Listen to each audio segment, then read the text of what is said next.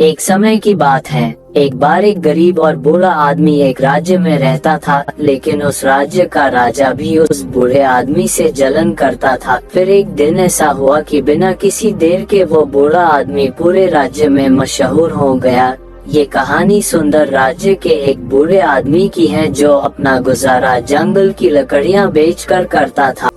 वो गरीब था, लेकिन लोग उसके अजीब अल्फाजों और उसके सफेद घोड़े के लिए उसे जानते थे। उस बूढ़े आदमी के पास एक बहुत ही खूबसूरत सफेद घोड़ा था। ऐसा घोड़ा पूरे राज्य तो क्या, आसपास के राज्यों में भी नहीं था, जिसके वजह से राजा तक उस बूढ़े आदमी से जलन करता था। बहुत अमीर लोगों ने उस घोड़े को खरीदने की कोशिश की। राजा ने भी कई बार सोने के सिक्के तक ऑफर किए, लेकिन वो बूढ़ा आदमी किसी भी लालच से प्रभावित नहीं हुआ। वो बूढ़ा आदमी सभी को एक ही जवाब देता, ये घोड़ा सिर्फ एक घोड़ा नहीं है, ये मेरे परिवार का एक सदस्य है, ये एक संपत्ति नहीं है। मैं पैसे के लालच में अपने परिवार के सदस्य को नहीं बेच सकता। एक सुबह बूढ़े आदमी ने देखा कि घोड़ा अस्तबल में नहीं था। बूढ़ा इधर उधर ढूंढता रहा, लोगों से सवाल किए, लेकिन घोड़ा नहीं मिला। ये खबर पूरे राज्य में फैल गई। बहुत सारे लोग इकट्ठा हुए और निंदा करने लगे। हमें पहले से पता था कि एक दिन घोड़ा चुराया जाएगा।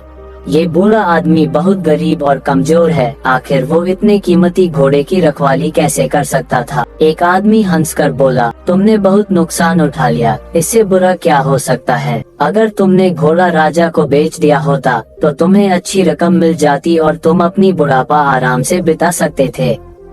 बूढ़ा आदमी किसी की बातों पर प्रतिक्रिया नहीं दिया, सिर्फ इतना बोला, जो कुछ है सब ठीक है। सच्चाई सिर्फ ये है कि घोड़ा अब अस्तबल में नहीं है, बाकी देखेंगे क्या होता है।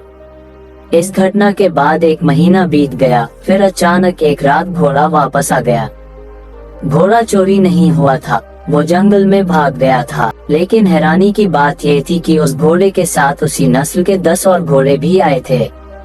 ये खबर फिर से पूरे राज्य में बिजली की तरह फैल गई।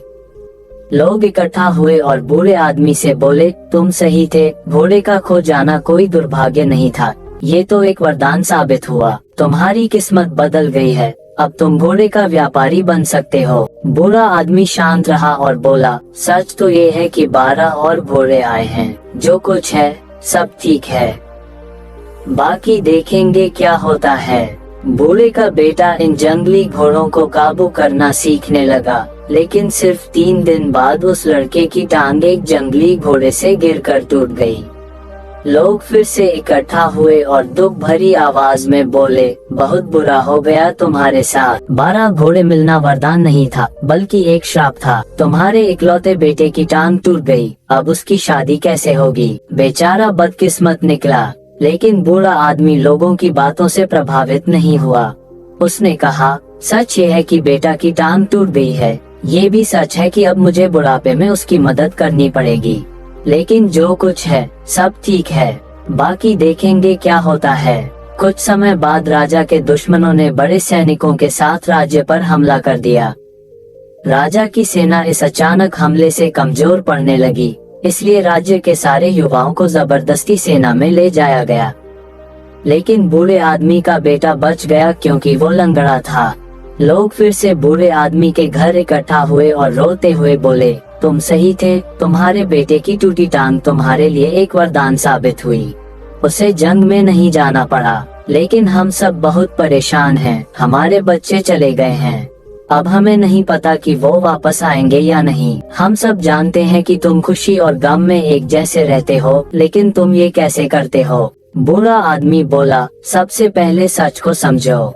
सच्चाई सिर्फ ये है कि तुम्हारे बेटे देश की सेवा के लिए गए हैं। शायद ये तुम्हारी मर्जी नहीं थी, लेकिन वो गए हैं। ये दुर्भाग्य है या वरदान, ये कोई नहीं जानता। बूढ़ा आदमी ने आगे कहा, जब तक तुम लोग चीजों को अच्छा या बुरा कहने की आदत नहीं छोड़ते, तुम परेशान ही रहोगे।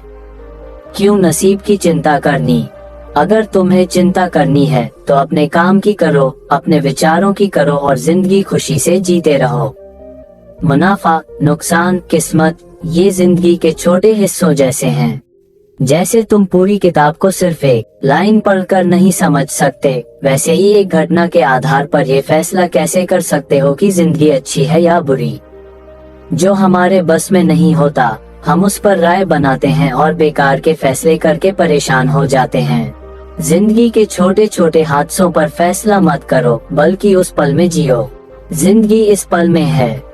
खुश रहो और अपना काम करते रहो। लोग क्या कहते हैं उस पर ध्यान मत दो, चाहे वो तुम्हारे बारे में अच्छा बोले या बुरा। अगर तुम लोगों की बातों पर ध्यान दोगे तो तुम्हारा मन अपने आप बेचैन होने लगेगा।